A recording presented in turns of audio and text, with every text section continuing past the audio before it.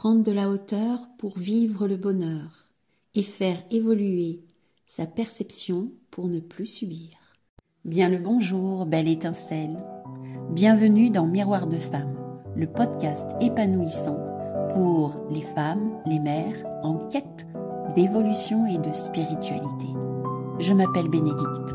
Je suis guide pour des voyages d'exploration intérieure grâce au miroir magique que le monde qui nous entoure nous offre. Je m'adresse à toi, belle femme, en recherche d'équilibre entre ton rôle de femme et de mère, toi qui désires être à l'écoute de tes véritables besoins, avec cette volonté d'y répondre en toute légitimité et sans culpabilité. Toi qui ressens l'envie de répondre à l'appel de ton âme pour grandir en conscience et vivre ta spiritualité en toute liberté au quotidien. Je vais te conter ici des histoires de la magie, de l'âme qui agit, des récits de clés qui t'ouvriront de nouvelles portes pour élargir ta vision. Prête pour le grand voyage? Alors c'est parti, abonne-toi pour que chaque épisode arrive à toi. Dans cet épisode 2 Clé Clarté, je vais partager mon interprétation de cartes du tarot akashique pour t'offrir la possibilité de faire évoluer ta perception du monde, ta perception de la relation à l'autre, par exemple avec ton enfant, et aussi avec celle avec toi-même.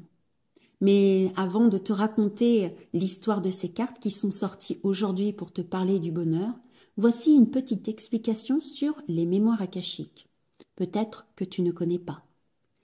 Moi, je l'appelle le royaume akashique.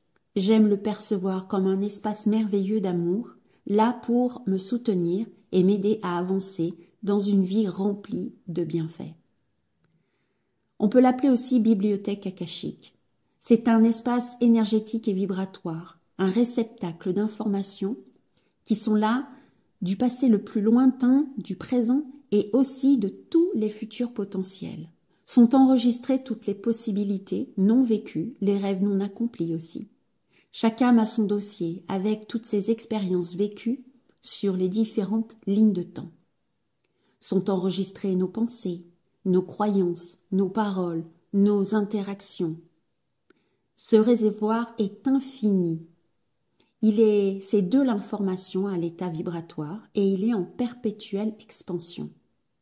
Chaque mot que nous prononçons, les intentions que nous avons, les prières que nous faisons s'inscrivent dans notre dossier akashique.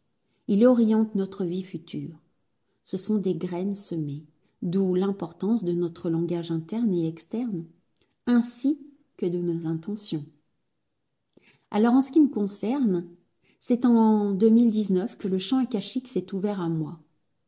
Au fil du temps, grâce à des séances de lecture que j'ai pu avoir, et aussi grâce à la découverte du tarot akashique, le tarot de Sharon Ann Klinger et de Sandra Ann Taylor, je suis partie en exploration pour ma plus grande joie. J'ai pu accompagner plusieurs dizaines de personnes grâce à ce tarot et aussi grâce à mes capacités subtiles qui se sont révélées à moi comme l'intuition, la clairsentience, c'est la capacité à ressentir dans son corps les informations à transmettre. J'ai aussi de la claire compréhension. L'information arrive, je le sais, je la transmets et ça tombe à pic, si je puis dire. Ça a été un vrai travail pour moi sur la confiance en moi pour oser exprimer. Pas facile d'exprimer ce qu'on ressent au point de vue subtil. J'ai aussi accepté mon droit à l'erreur. D'autant plus qu'une information captée en ce moment peut être juste à l'instant T et 2 minutes plus tard changer, car le monde est en pleine transformation, tant de personnes sont parties en introspection, travaillent sur eux, acceptent leurs défaillances, acceptent leur lumière, et à chaque instant le monde bouge en permanence. Donc, il est important de garder à l'esprit tout son discernement quant au message transmis. Alors voilà, chaque personne va percevoir l'information depuis son point de vue pour se faire évoluer vers l'amour de soi inconditionnel. Alors bien sûr, au regard de ce que je viens de te dire, Je t'invite à faire preuve du plus grand discernement quant au message que je vais transmettre ici. Ici ou ailleurs. Alors, dans cet épisode 2, je vais te délivrer le message pour cultiver le bonheur dans ta vie. Ce message arrive avec la carte 17, arcane majeur, le guetteur. L'arcane majeur fait référence à ton moi supérieur, à ton âme, à la source, à l'essence de l'être. Voilà ce qu'elle te transmet. Je vais commencer par te la décrire. Alors, cette carte a un contour rouge, rouge comme l'ancrage, rouge comme la passion, et on voit une image d'un bateau ancien avec des grandes voilures. On voit ces voilures dans le feu. On a l'impression en fait que le bateau a été attaqué. Il y a du feu de toutes parts. Il y a eu un combat. Ou c'est en plein combat. En haut d'un mât, on voit un guetteur avec des jumelles qui regardent au-delà. Au-delà du combat. Au-delà de ce qui se passe dans ce sentiment de conflit. Cette carte t'invite à prendre de la hauteur quand un conflit arrive dans ta vie, peut-être avec ton enfant. Prendre de la hauteur et voir au-delà de ce qui vient de se dire. Aller voir un petit peu le message qui a besoin d'être entendu, le véritable besoin de l'enfant en face de toi, ton véritable besoin aussi. Fais avoir du discernement par rapport à ce qui se passe. Les flammes sont là, le guetteur regarde au-delà, que se passe-t-il?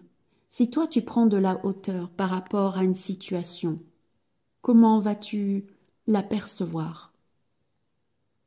Pour t'aider dans ta réflexion, je vais te lire le petit texte lié à cette carte. Un homme regarde à travers des jumelles depuis le nid de pie d'un grand navire mâté. Un combat a lieu sur le pont au-dessous de lui.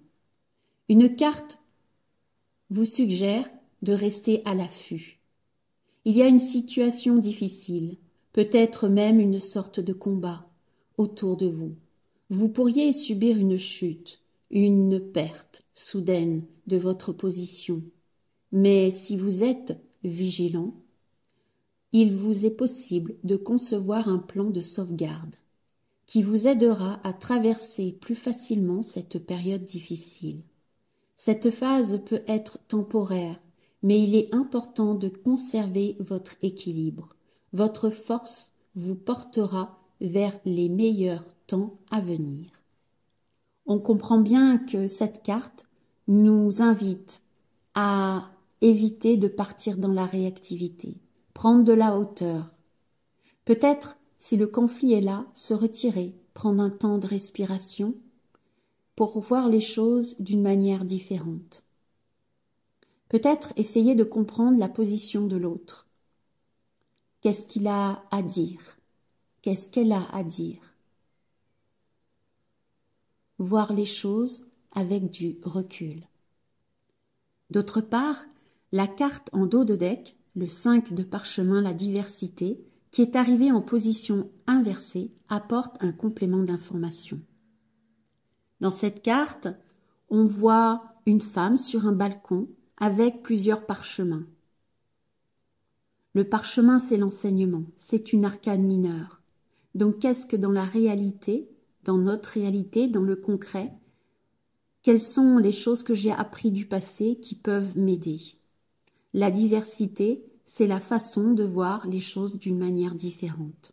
Le fait qu'elle soit arrivée de manière inversée, elle nous invite en fait à faire un choix. Que si on abandonne une solution, eh ben, ce n'est pas une perte. Ce choix peut revenir plus tard. Faire un choix, c'est ne pas partir dans l'idée « je manque quelque chose », notamment dans la relation à mon enfant.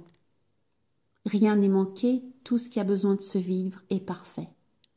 Voilà le message de la carte 5 de parchemin. Et pour compléter cette guidance, je vais vous lire un petit texte qui et qui émane en fait du livre de Paulo Coelho, Maktub. C'est plein de petits textes et j'aime m'en approcher pour avoir une guidance par moment, un texte inspirant qui peut m'aider en fait à voir la situation avec plus de perspective, je dirais. Voici le texte. Un vieillard sur le point de mourir appelle auprès de lui un jeune homme et lui raconte une histoire héroïque. Au cours d'une guerre, il a aidé un homme à s'enfuir, lui donnant abri, nourriture et protection. Mais lorsqu'ils arrivaient sur le lieu, l'autre a décidé de le trahir et l'a livré à l'ennemi. « Et comment vous êtes-vous échappé » demanda le jeune homme. « Je ne me suis pas échappé. Je suis l'autre, celui qui a trahi, avoue le vieillard. Mais lorsque je raconte cette histoire, comme si j'étais le héros, je comprends mieux tout ce qu'il a fait pour moi. » Ce texte invite à prendre la position de l'autre pour comprendre ce que l'autre vit, ce que l'autre fait, ce que l'autre, comment il réagit, et ça peut aider en tout cas à prendre de la hauteur, à voir les choses d'une manière différente. Voici donc la transmission, la guidance du jour. Est-ce que ce message t'a parlé? Et toi, de ton côté, comment prends-tu de la hauteur par rapport à une situation conflictuelle avec ton enfant? Qu'est-ce qui guide tes choix dans les réponses que tu peux faire, dans l'attitude que tu peux avoir? Je t'invite à prendre un temps pour te poser, prendre un cahier pour écrire tes pensées, celles qui te traversent là par rapport à la situation qui te vient en tête, ou peut-être même la situation que tu viens juste de vivre. Je t'invite à poser sur le papier tout ce que tu as là en tête, histoire de t'en libérer. On dit que d'écrire apporte des compréhensions supplémentaires. Je l'expérimente et j'avoue que ça m'apporte beaucoup de clés. Et si ce récit t'a plu, cette guidance t'a apporté de nouvelles clés, je t'invite à partager autour de toi, à t'abonner pour que les prochains épisodes viennent à toi. Et dans l'épisode 3, ce sera question de clés compréhension, avec le partage d'un texte qui m'a permis des conscientisations et d'avoir plus le sens de la responsabilité par rapport à ma propre vie. À bientôt!